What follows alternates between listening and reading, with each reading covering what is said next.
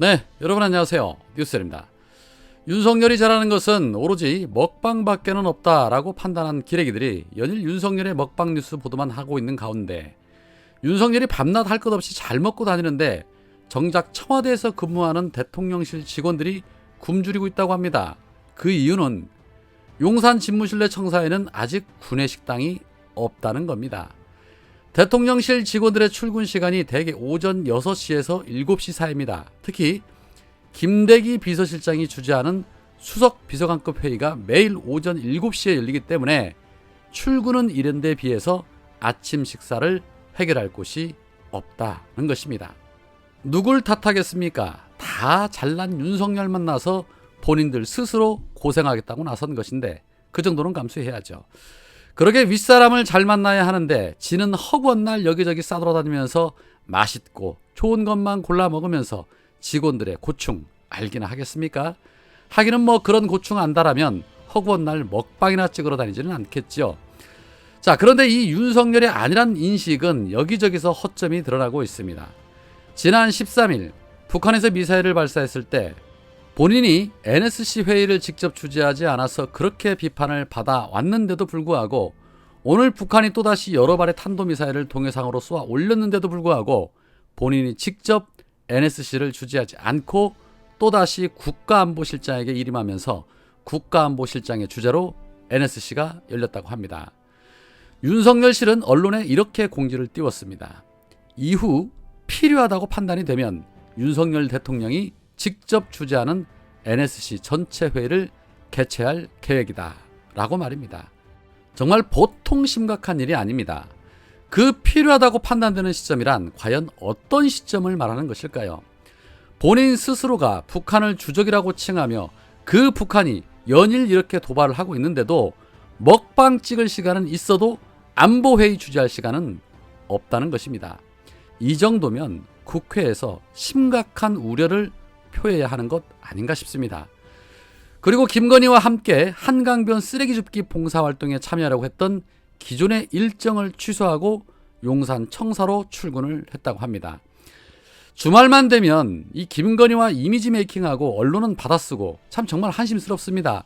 일은 안 하고 할 줄 아는 건 먹방과 이미지 관리만 하는데도 어느 언론사 하나 지적하는 곳이 없습니다. 반대로 문재인 대통령이 저런 행보를 걸었다라면 아마 기레기들은 대한민국 뜯어먹으려고 달려들었겠지요.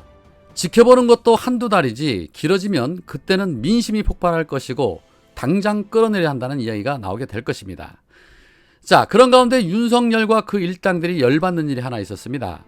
언론은 대대적인 보도를 안 하지만 얼마 전 국회에서 검찰의 수사권을 단계적으로 폐지하는 내용의 검찰개혁법안 일부가 통과된 부분을 두고 법세령과 같은 사준모가 헌법소원을 제기를 했었는데 헌재는 이 사건을 전원재판부에 회부하지 않고 사건 자체를 각하 결정을 했습니다.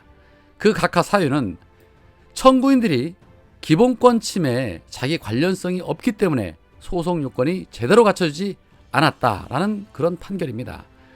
그러나 이와는 별개로 국임당이 지난달에 신청한 법률안 심의 표결권을 침해당했다며 제기한 권한쟁의 심판 사건의 첫 공개 변론은 다음 달 12일 날 열립니다. 검찰도 조만간 권한쟁의 심판을 청구할 것으로 예상이 되는 만큼 헌재에 사건이 추가로 접수가 되면 이 두 가지 사건을 병합해서 진행할 가능성이 높은데 만약에 이 재판에서 헌재가 국임당과 검찰의 손을 들어준다라면 입법부는 사실상 있으나마나한 조직이 되므로 국회는 즉각 해산해야 할 것입니다. 그리고 국민은 입법부의 결정을 수시로 뒤집는 사법부를 심판해야 할 것입니다. 자, 또 다른 한편 이재명 후보를 연일 공격하는데 최선봉장 역할을 하고 있는 것으로 알려진 이낙연, 오는 7일 미국으로 떠납니다. 1년 동안 조지 워싱턴대 한국학연구소에서 국제정치를 공부하고 미 의회 인맥들을 다진다고 합니다. 그런데 이낙연이 미국으로 떠난 뒤에 1년 후에 돌아오면 총선이 1년 정도 남은 시점이기 때문에 만약에 또 민주당에서 정치 재개를 모략한다라면 또다시 민주당은 시끄러워질 수밖에 없습니다.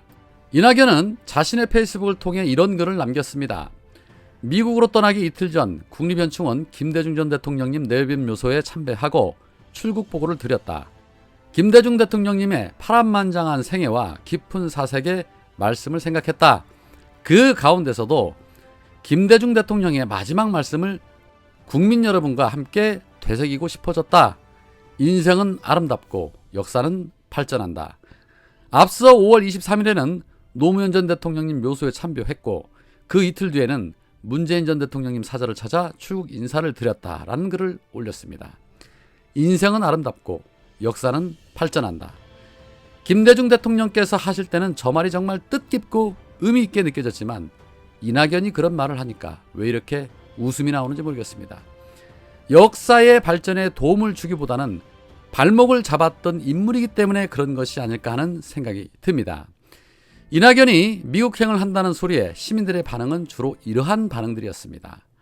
민주당을 망치고 개혁을 못하게 막은 민주당 내부의 적이자 국힘 스파이 제발 2번 다시 한국 돌아오지 말길이라는 반응과 진짜 철면피네 도와주기는커녕 내부 총질했으면서 책임 떠넘기고 도망가기 전대 때 또 기어 나오겠네 그냥 미국에서 오지 말길 미국 이름도 하나 만들자 스티브 낙이라는 반응도 있었고 이낙연 참 얇네 책임지는 것과 거리가 있네 동아일보 출신 답네라는 댓글들이 많은 분들의 공감을 얻고 있었습니다.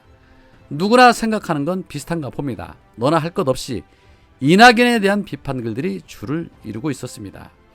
미국행 하는 김에 정계도 영원히 떠나는 것이 어떨까 싶습니다. 그게 대한민국 역사와 민주당의 역사를 발전시키는 길이라고 생각이 듭니다. 그런 가운데 박지원 전 국정원장은 자신의 페이스북에 이렇게 조언을 합니다. 빈대 잡으려다 초가 삼간 태운다는 말이 떠오르는 요즘 민주당 집안 사정이다. 2연패 했으니 노선 투쟁 등 피터지게 싸우라 했지만 그 싸움이 민생 및 개혁 방향타는 실종되고 인신공격만 난무한다. 태풍은 강하지만 오래가지 않는다.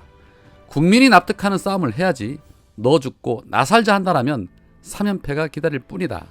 국민이 민주당에 무엇을 바라는가를 그렇게 모르시겠는가? 이런 싸움 그만하십시오. 그리고 일하면서 진짜 싸움을 하세요. 영화 주유소 습격 사건의 명대사처럼 총구를 앞으로 돌리세요. 여당의 독주를 견지하고 경제, 특히 물가 대책에 여야정이 머리를 맞대고 야당답게 싸울 때 국민의 신뢰를 회복하고 지지를 받을 수 있습니다. 라는 글을 올렸습니다. 국민이 진정 원하는 것은 이재명의 민주당으로 거듭나는 것입니다. 오늘은 여기까지입니다. 고맙습니다.